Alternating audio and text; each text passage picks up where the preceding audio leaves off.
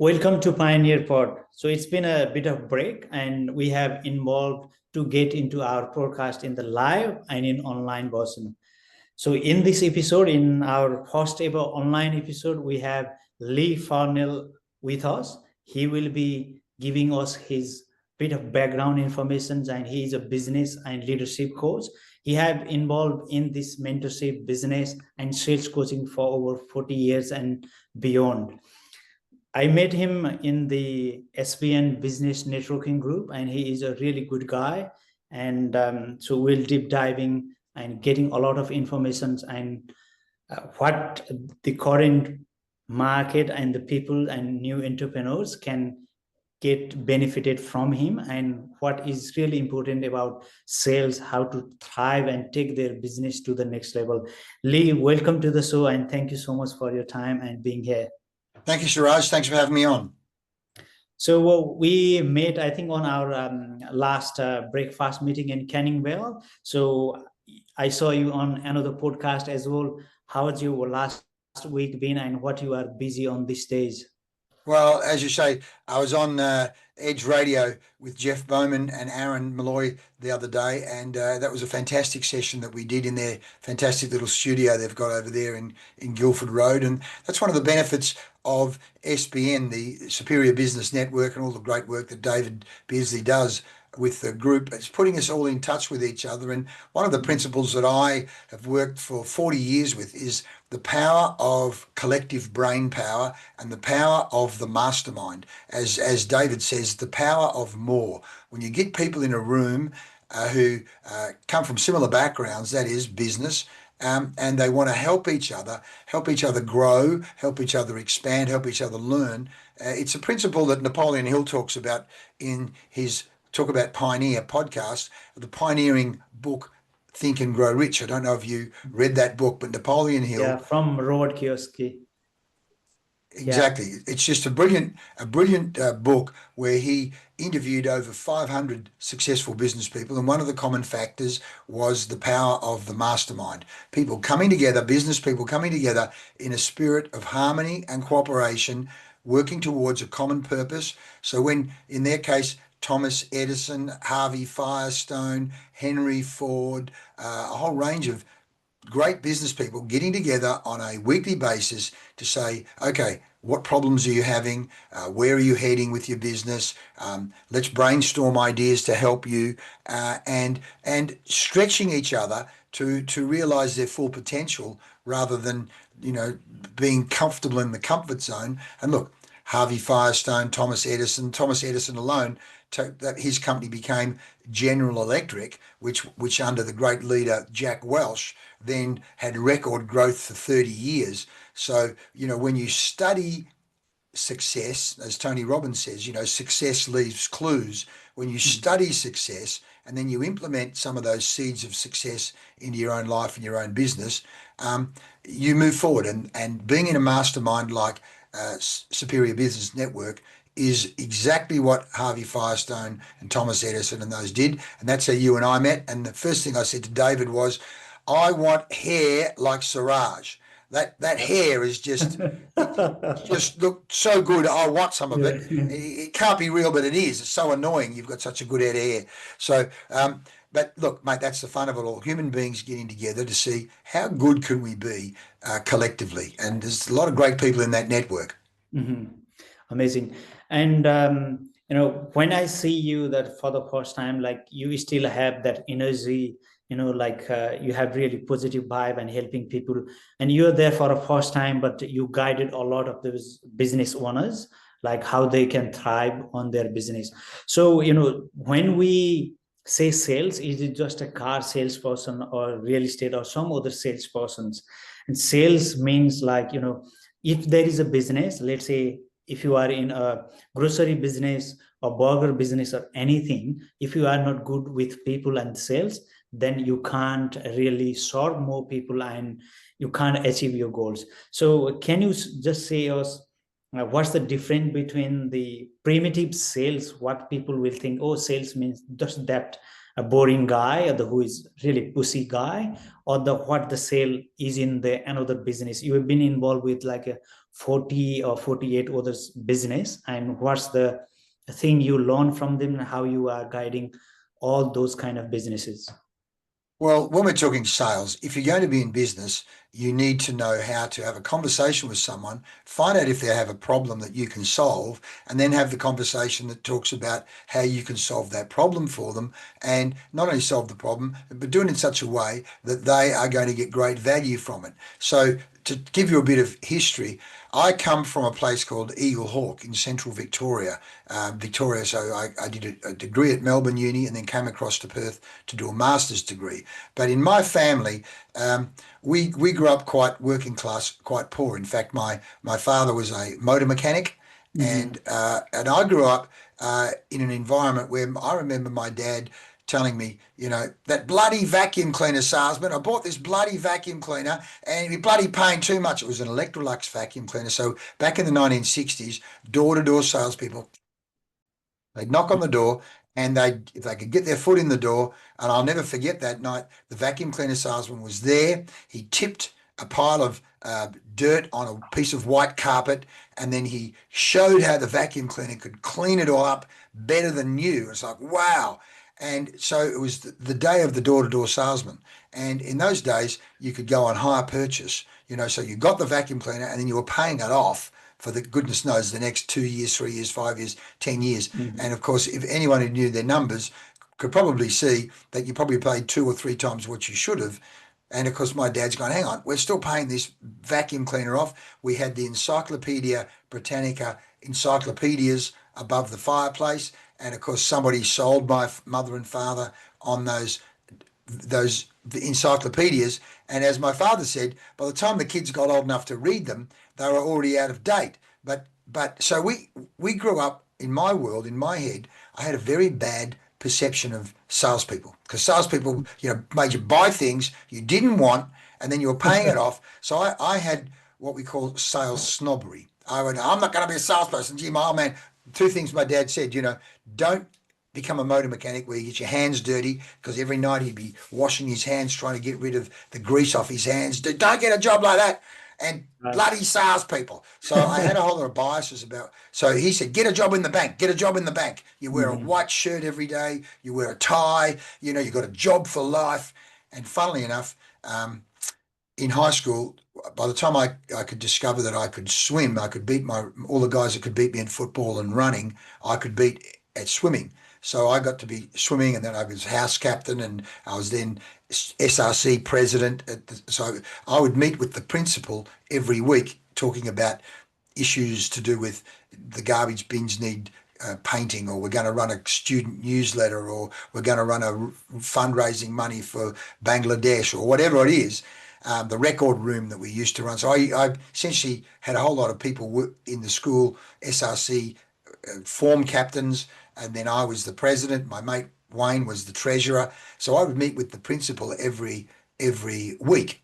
And towards the end of the year, this is a 5th year of high school, the principal said to me, what do you want to do? What job do you want? I said, I don't know. My dad says I should get a job in the bank. He goes, I'll see what I can do for you. Next Mm-hmm. week he came back and he said, there's 2 jobs going in the bank. You can work for the State Bank of whatever it was, and the Commonwealth Bank, or the Bank of New South Wales. So I had 2 bank jobs that I could get. And when I went home to my father and said, the principal's got me 2 bank jobs, he said, mate, you take them. That's perfect. I said, I don't know. I'm thinking I might, I might go on to study and go to university. He said, what? Are you a bloody idiot? Take the job. So that was one of my first decisions, is to, first of all, working in the bank meant, in my head, I didn't have to sell. I wouldn't get my hands dirty. But Mm-hmm. to tell my father that I was going to turn not 1 job down in the bank, but 2, Mm-hmm. he thought I was mad. Mm-hmm. Um, so I went to university, and again, I was captain of the swimming and water polo club at Melbourne Uni, and I got my degree in human performance. And then I Wow. thought I wanted to, then I ran a gym for a while, and then that was the first time I actually had to sell. I went, oh Mm-hmm. my God, what do I do here? Because you had to sell memberships to people join for Mm-hmm. 3 months or 6 months or 12 months. And funnily enough, as I was selling in this gym. It was a very small gym, and it was a partnership arrangement I had with this guy. It was an ad I answered in the paper, Maidstone Gymnasium Squash Spa, way out in the suburbs of Melbourne. The guy said, I'll go 50-50. Whatever you make, I'll share 50-50 with you. And I went, gee, that sounds all right. Being not very good with numbers, even though I'd done a degree. One of the guys in the gym said, have you done the numbers on this? So what are you talking about? He said, mate, at any one time, you can only fit about 8 or 10 people in this gym. It's so small. How many memberships do you think you can sell? I went, oh my God, I never even thought of that. And even if we said, it could be 50 or 100 memberships, I was soon going to hit the ceiling of how much money I was going to make, let alone then have to. So my first entree into business, I wasn't that smart, to tell you the truth. Not that I'm saying I'm that smart today, but the opportunity came because I got a scholarship to go through university to do a master's degree in Perth, and Perth was the place to do physical education. And because my dad had been ill, I wanted to help the rest of the world be fit and healthy. So I came to Perth, and at university, the lecturers would say, mate, get the master's degree. All you do is you hang your shingle out. In other words, put the sign up. It says, I'm available, and the world will be the path to your door. So not once. So therefore, not once in 8 years or thereabouts of going to university was the word sales mentioned. In fact, or marketing. So it was just like, no, you get the degree, and then you hang the shingle out, and people beat a path to your door. There you go. That is the biggest load of BS, misinformation, fake quackery. And it took me a while to realise that, of course, most of the lecturers at university have never, ever, ever, ever, ever, ever, ever run their own business.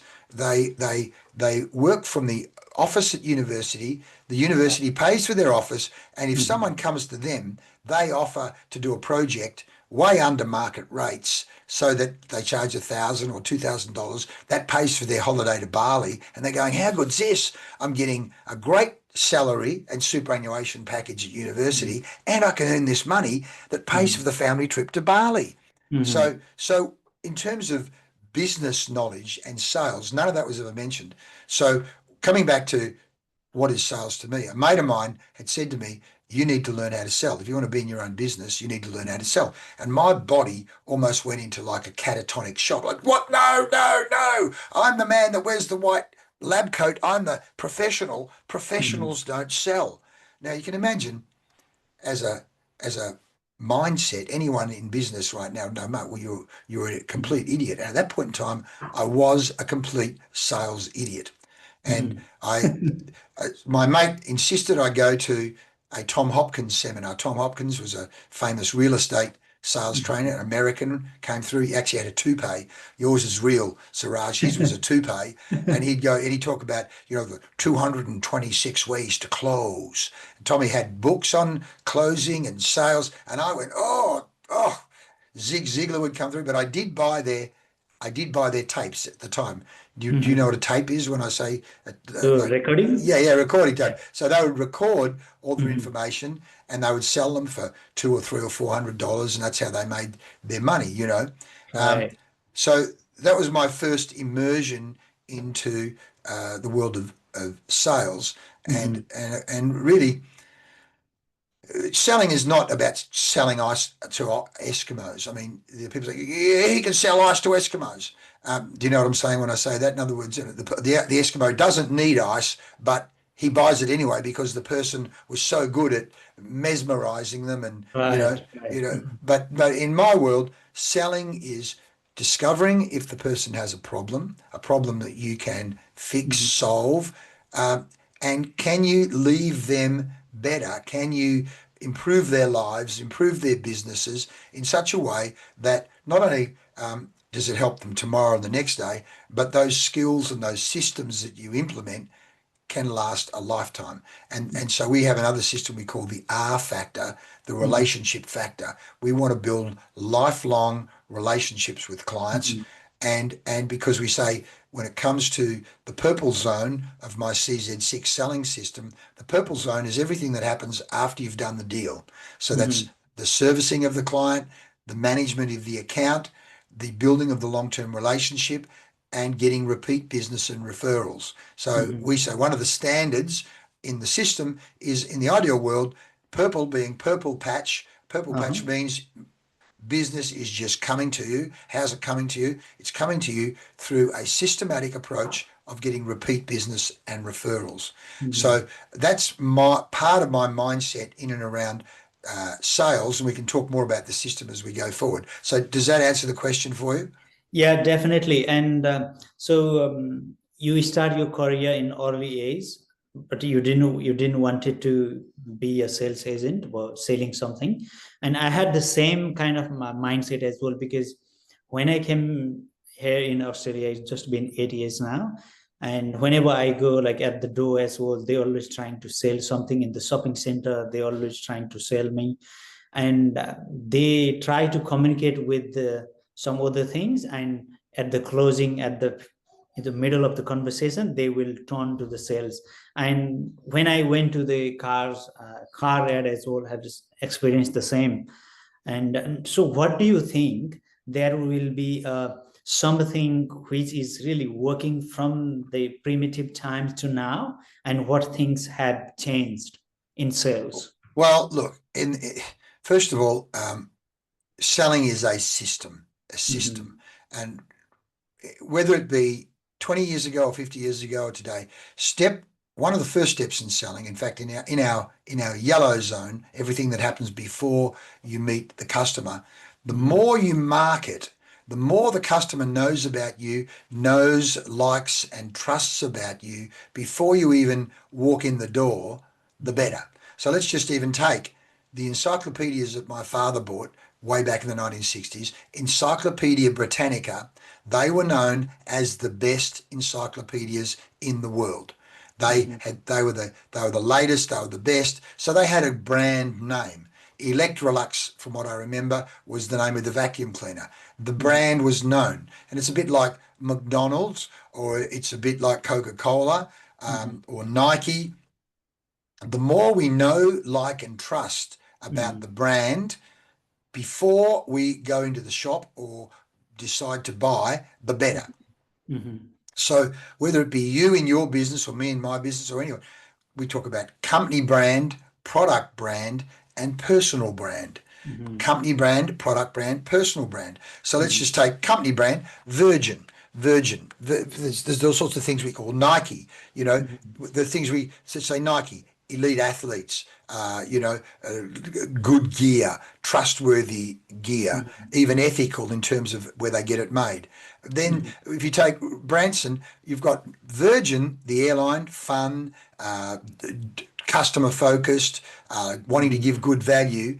But at the same time, you've got Richard Branson, a personal brand. So we have a relationship with both the company, Virgin, but Richard Branson, the person, let alone the product, which might be the flight on the plane, or it might be Virgin Finance, or it might be Virgin Records. So there's different products. So each person needs to be thinking about that before you even get to meet with the customer. So the whole idea, we say the more you market, the less you sell. So if you can put that on through social media and autopilot, and obviously you doing your podcast, people are forming impressions, as people are right now forming impressions about you and me. I could be sitting here with a shirt and tie on. I could have a white shirt and a tie. I could have a red tie. I could have a blue tie. I could have a gold tie. Each of them create different vibrations, different perceptions, let alone why did today I not wear a skivvy? Wearing a skivvy and this jacket will be different than wearing this shirt and a jacket. I decided to be a bit more casual today, and of course it's got my PDC logo on it. So there's that, and then so that doesn't change. Then what doesn't change is, we say, to the degree you are in rapport with someone, to the degree you connect, to the degree you like me and I like you, is to the degree we can go on a positive journey.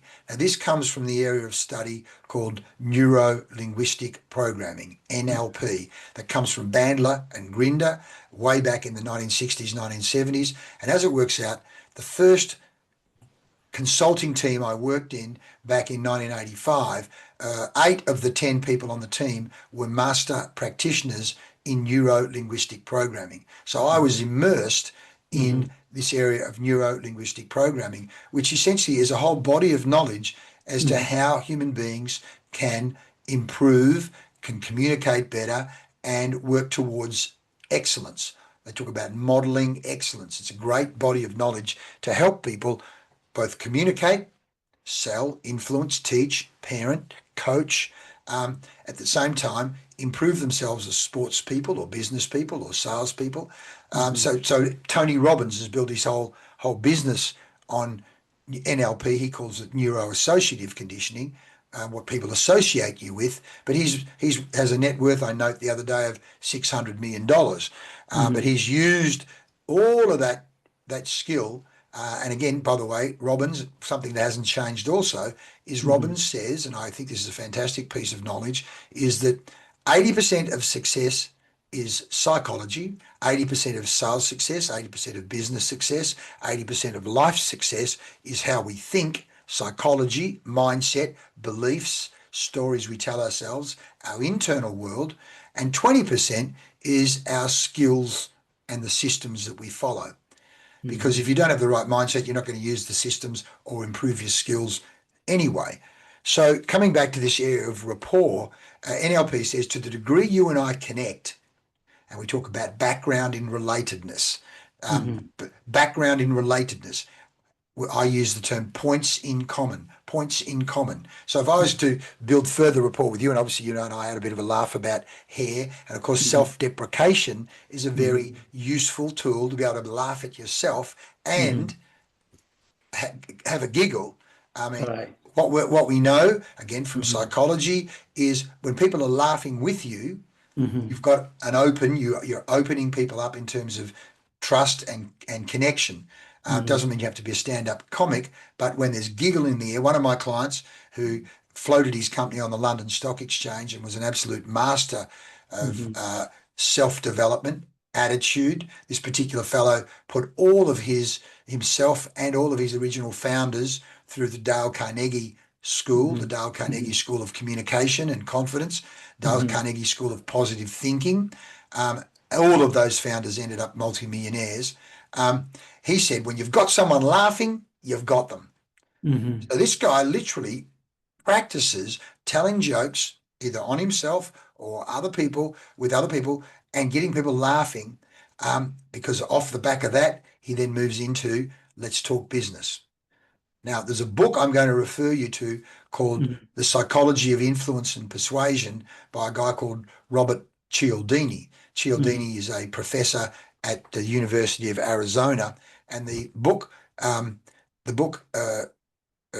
Influence, Psychology of Influence and Persuasion, he got all the research that he could find on what gets people to agree with you and say yes. And so one of the key, what he calls levers of influence, or he sometimes calls them weapons of influence, is likability. Likability. Do I like you? How likable are you? And so part of likability is all of these things we're talking about in terms of self-deprecation, humor, getting to know you, listening, background in relatedness. So, you know, what I've done over the years, by the way, Suraj, is I've been like a seagull, or collecting all this information and put it into this CZ6 system, so that it can be taught, and coached to others. Because often a great salesperson isn't that conscious of what they do that makes them great. They just say, well, just do what I do. Yeah, but what do you do? How do you think?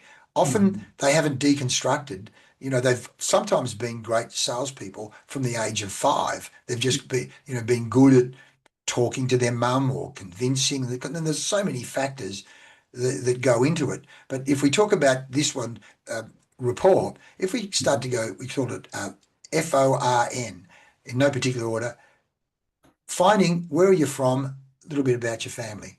Mm-hmm. FO1, occupation, what's your job?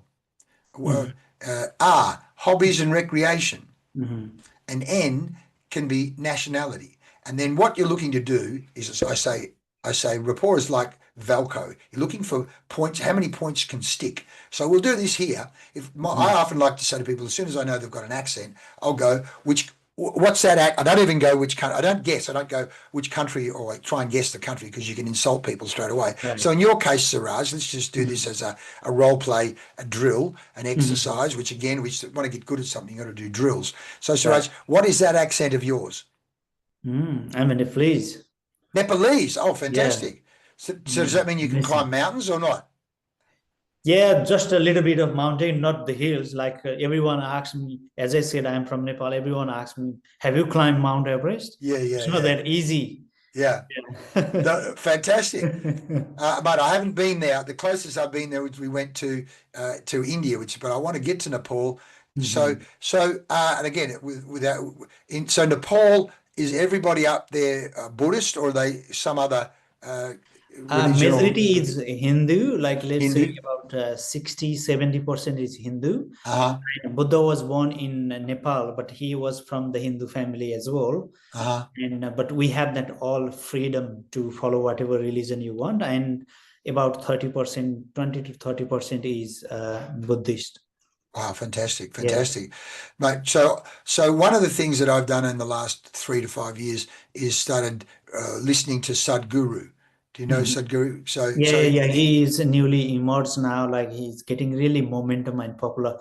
I don't know, like, when you tune your brain with, like spirituality, mindset, and business, I don't know, you line up and meet those kind of people, or all of a sudden, like I start to, I met you, I met a lot of great, incredible people from David Azul, SPN from Rotary, and everyone is talking about mindset and welfare of the all people and the community and spirituality as well. I was a different person back then, like 2 or 3 years ago as well, but now I'm aligning and getting a lot of this information. I don't know why it's happening. It's just about me, or because I have break that my different periphery and circle to the next level.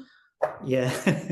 well, it is Oh, about yeah. energy. That's Sadhguru in terms of, we're energetic beings. We're energetic beings, and so coming back to immersing myself more and appreciating more that whole Hindu, that Buddhism, all of that, the energetics or the spirituality coming out of that part of the world. Certainly in the last, well, since then, since COVID, I've got more and more involved in meditation and Mhm. and and and and the benefits of meditation in terms of not only slowing down, but also the ideas that come, and the de-stressing that comes from meditation. And when, interestingly, I'm trying to think of the guy's name now that wrote the book Tools of the Titans.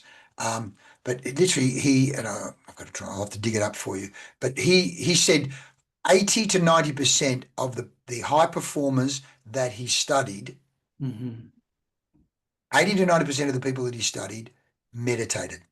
That's right. Yeah. You just go, wow, that's an incredible number. So meditation, what the hell has that got to do with a person performing at their peak? Now, Yeah. clearly, it's everything from how you set your day up to how you visualize your day mentally at the start of the Mhm. day.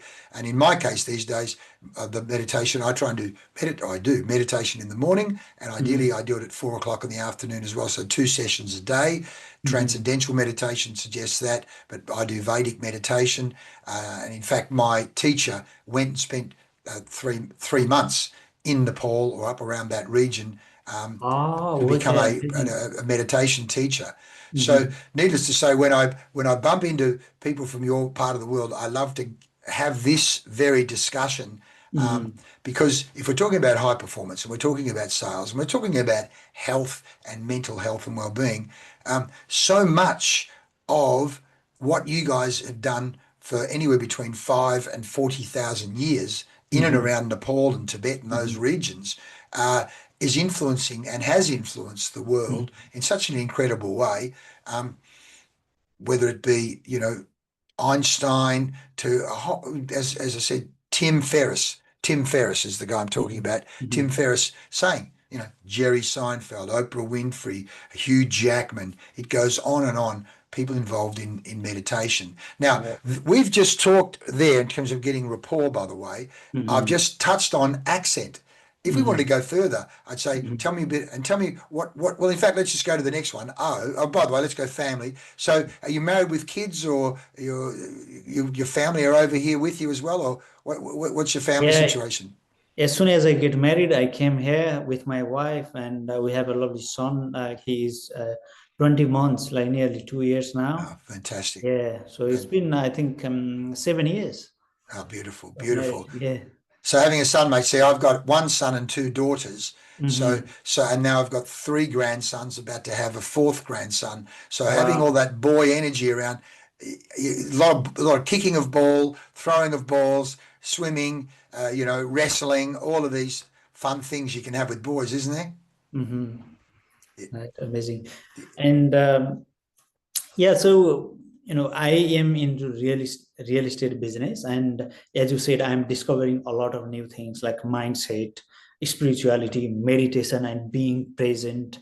And sometimes we look for the good things on every people rather than like looking at the negative side. We want to look at the good and positive side and compliment them and Yes, genuinely compliment them, not yes, flatter them. So that's yes. the strategy. And as you mentioned, one book, How to Influence Friends and Family. I read that book twice and thrice. I'm learning the basics of those methodology as well. And that's why what I asked you, what it's been changing and working, and what's not working, and what's been reversed and polished in today's market. And when sales comes out, they think it's just about knocking doors and pushing people. As you said, it's not about that. It's about understanding their need and understanding what actually they need and how we can help them, and then business and cash flow will follows. Absolutely. Well, another key principle, and again, this comes from NLP, we say selling is a transference of emotion. Zig Ziglar, the old famous Zig Ziglar, was a pots and pans salesman, and he said selling is a transference of enthusiasm, selling is a transference of confidence, selling is a transference of connection. And so it's a transference of energy, coming back to Sadhguru. So one of the principles which you've touched on there is a principle that I teach, which is called the I like you principle. The I like you principle, because it's very easy to go, oh, this person's going to say no. And so NLP says your emotional state is contagious. State is contagious. So if I'm nervous about meeting you, you pick up on that before I even open my mouth. Whereas if the state I'm in is, I like you. In fact, and we say state, NLP says state is determined by what I'm focusing on, what I'm thinking, what I'm looking for, what I'm focusing on, and my body and my breathing. So if I come to your door and I've already in my head go, I like you, I'm going to find reasons I like this person. In fact, one of the other coaches, Joel Bauer, calls it the gift shift. Not only do I like you, I'm bringing gifts for you. I'm bringing gifts. And so it's a mind control. It's a mind influencing. You're influencing your own mind first, right to the point where, as Tom Hopkins said, the first sale you make every day is the sale you make to yourself. The sale you make to yourself, which says, I'm going to do great things today. Today's going to be a great day. I'm bringing great gifts and great value to people. And so that's why the yellow zone is almost one of the most important zones. The yellow zone is the first zone. Why is it yellow? Because yellow's the sun. Yellow's optimistic. It's like in Edward de Bono's Six Hat Thinking. Yellow is that color of optimism. It's the color of, we say in sales and marketing, you must radiate to attract. You must radiate like the sun to attract. So if your sales figures are in the dark, it's because you are not shining enough light into the marketplace. You're not putting enough energy into the marketplace. And so that first zone, the yellow zone, is so important, as in I am going to radiate into the marketplace in social media form, in personal form. I'm going to be in the network. And then when I meet people, again, we say your energy leaves an imprint. What energy is showing up? What energy is showing up? And you want to be showing up as positive energy, as likable energy, not as, I'm a snake in the grass, I'm going to rip you off, because people can smell that. The other thing they can smell, by the way, and this is where they say money and power can smell neediness, which again is an Eastern, philosophy. It's a metaphysics of, neediness. They can smell it. In the old days, they used to call it commission breath. Like, what's going on? You're desperate for the commission. Versus, I am so big. You've got to come from a position of abundance. There's plenty of business out there. There's plenty of opportunities, and I am a gift, and I can make your life better, easier.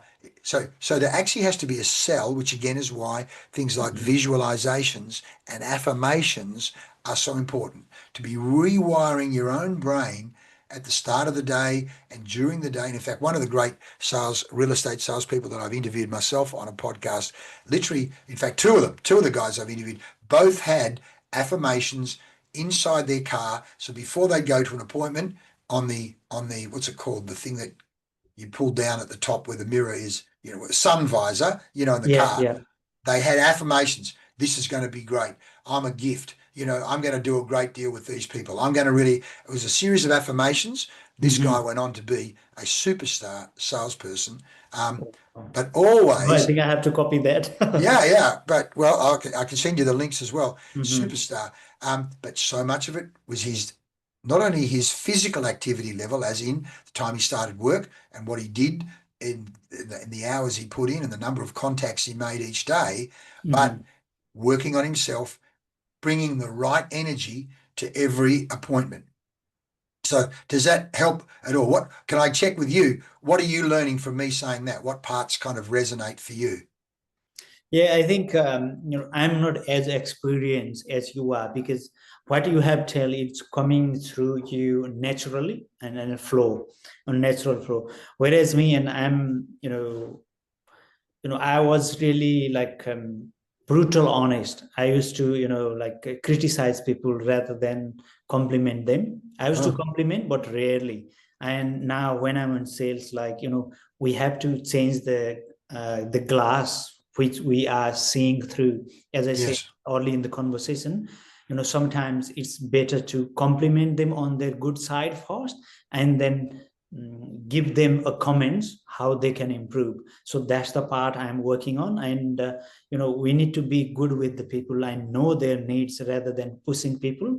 And that's not my method. There is one guy I'm following from US.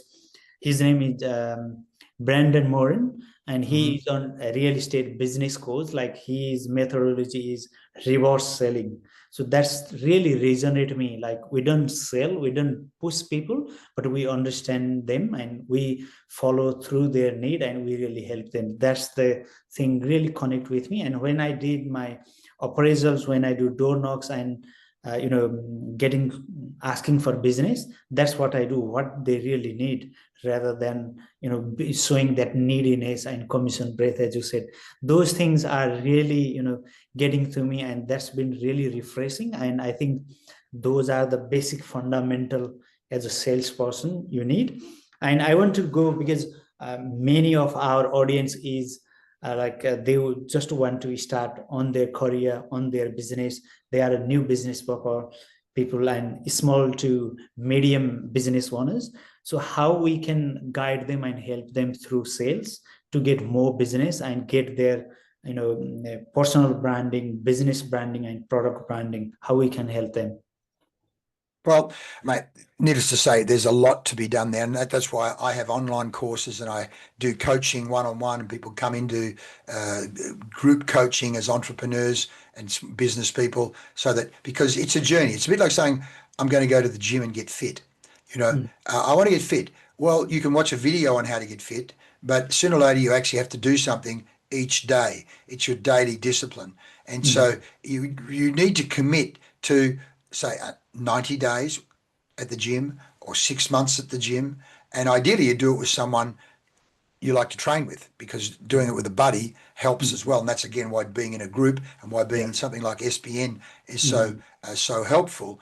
But in the first instance, the first thing the person, let's say they're a plumber, let's say they're a baker, let's say they're a butcher, let's say they're an electrician. First of all, we say this: you're not in the baker business, you're not in the accounting business, you're in the sales and marketing of the accounting business.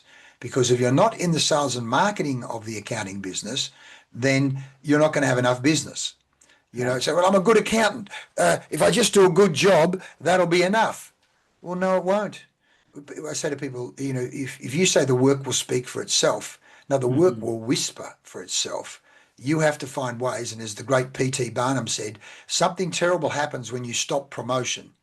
Nothing, you know? And so you've got to go, I am in the promotion of my accounting business.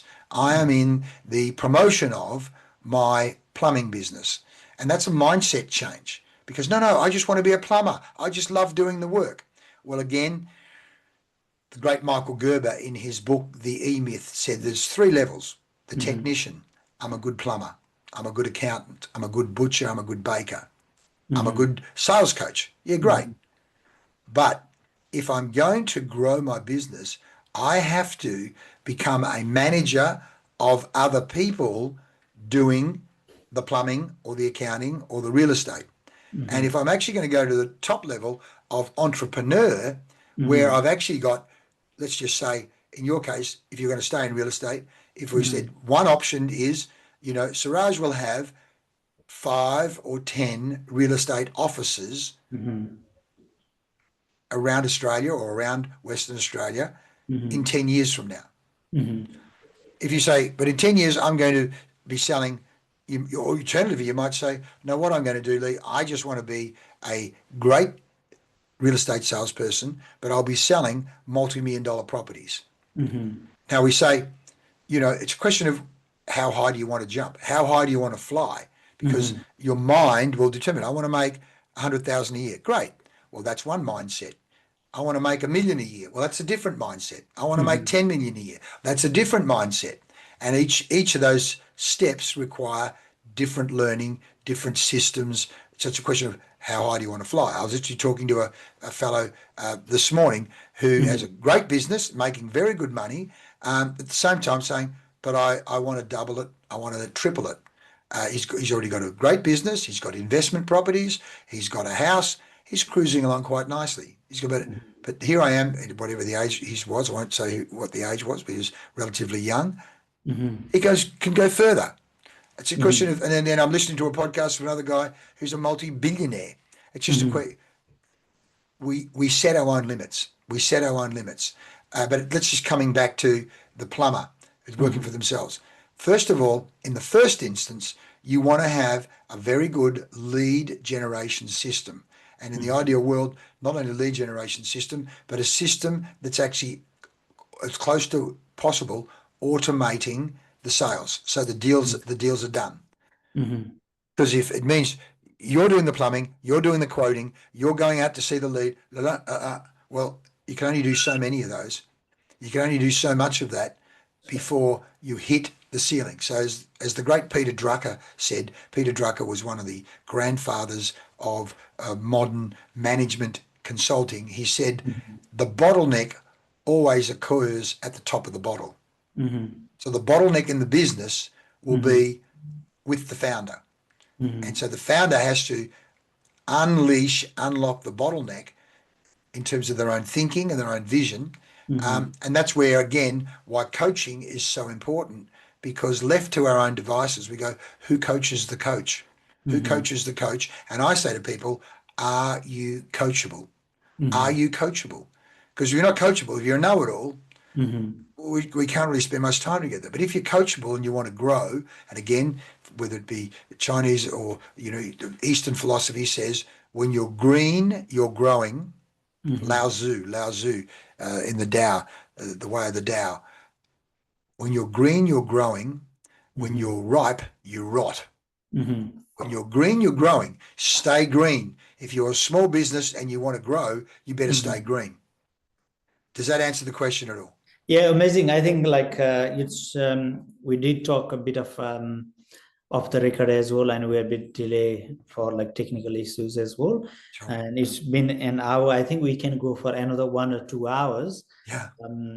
But you involve in the various welfare associations as well, on activities as well. And recently you swam solo to Rottnest as well. You involved in that for I think few years now. So Yes. this is just for you, your well-being or for your business, or how that can help people and your mindset or in business? Well, Suraj, mate, I'm 68 years of age. As I said, my background is physical education. My father was very ill. And so from a very young age, from age 12 or 13, I've exercised pretty much every day, running, swimming, going to the gym, playing water polo. So it's part of who I am in the first instance. In the old days, I thought I was exercising for really physical, just to be fit and healthy and strong. And I didn't even think of the mental benefits of exercise, even though socially all of my good friends play water polo and swim. And so here I am at age 68. I swim every morning down at North Cottesloe with our pod squad. We have 780 members on our WhatsApp group. This morning, I think there was 15 or 20 of us swimming down there. I'm training. I've got water polo. I play water polo tonight. We are all going to Singapore to the World Masters right here up Wow. against the wall there. I've got a silver medal from the World Masters. We came second last time we played, but we're going for gold. So there's 17 of us in a over 65s team. So basically, I actually think I'm 18. So 68 is just a silly number. I think I'm 18 as a kid. But more to the point, these days I realise when I can't do it, say I've had a cold or a flu and I can't swim, I realise that the exercise these days is probably 90% for mental well-being, mental health. There's so much great research now to show the benefit of regular exercise, as it was way back when I did my master's degree. People felt better. They felt better about themselves. They were more relaxed. They were better at handling problems. So these days I have a number of charities that we have in what I call my swim for empowerment, swimming to empower others, but I realise I'm empowering myself when I do it as well. We have Neuromuscular WA, which is one of the charities we raise money for because of my father and my brother with their neuromuscular conditions. Eventually, they died from them. Myotonia dystrophia was the condition. Meetings for Minds, which is one of our mental health charities that links mental health researchers and scientists with people with lived experience. That's Maria Halpin and her people. That's an international charity. And Youth Futures, which is for kids, youth that have slipped through the cracks, and single mothers to educate them, to give them a second chance.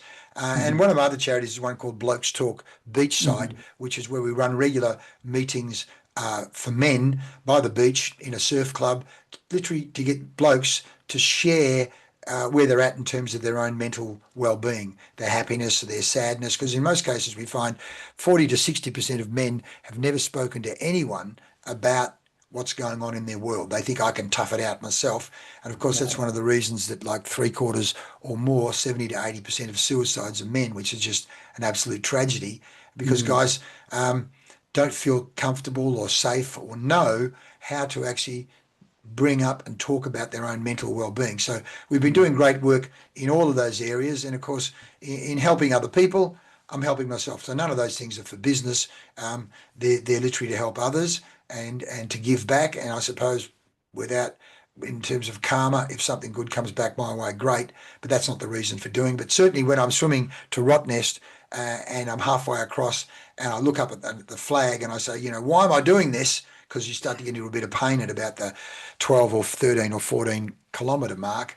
I look at the flag and I say, I'm not doing it for me. I'm doing it for all these people that can't do it, and that certainly helps me keep going. So that's a bit about my non-sales kind of background. But of course, we're all whole people. We're family, we're exercise, we're social, and really, I think the best salespeople are and the best business people are well-rounded.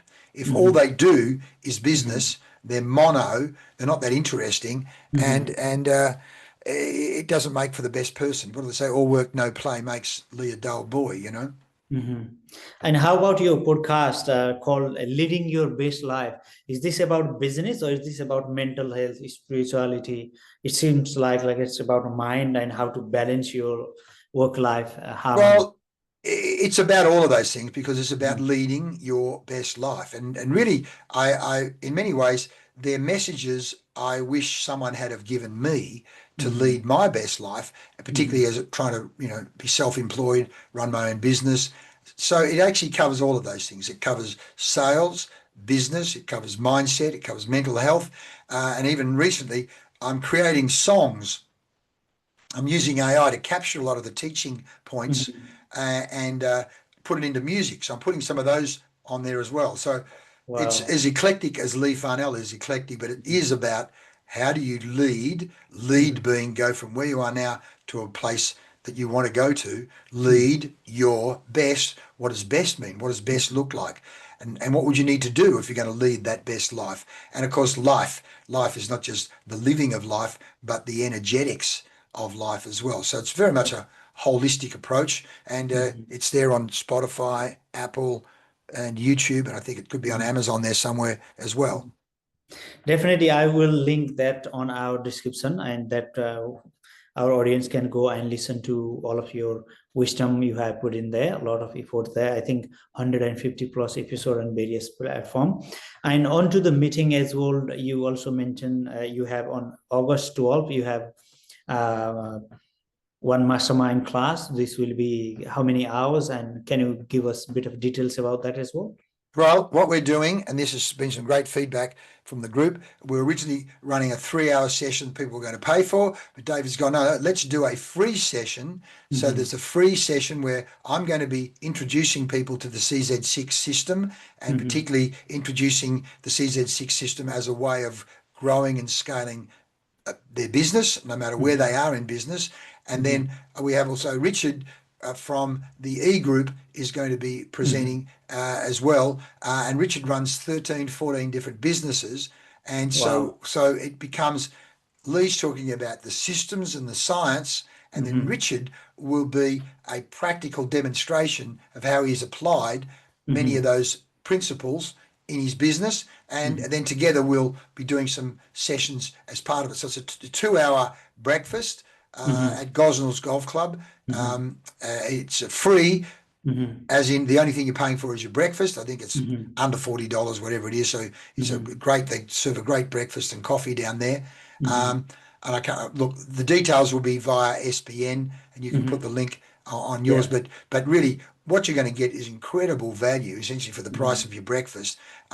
Listening firsthand to a guy that has 13 businesses, so he's an entrepreneur. He's got systems. He knows about sales and marketing, and then we're going to talk about systems that you can be using in your business. So really, it's really a no-brainer to come along and have some bacon or have some breakfast, have some coffee, and be immersed. And then meet with good people as well. Correct, mixing with great people, like mixing with like-minded, growth-orientated. As you say, the mastermind, the power of many, as David says.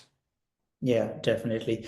And I would love to have a chat with you, how this goes and how we will get the comments and feedback. And I would love to have you more conversation and more episode as well, because as I'm on the real estate business as well, time to time, I can reach out to you for some sales and great advice. And you look really great and energetic. And when I saw you at the first time, this guy looks really, like you are really present. And I think like it's about your mindset and your energy and your regular swimming and working as well.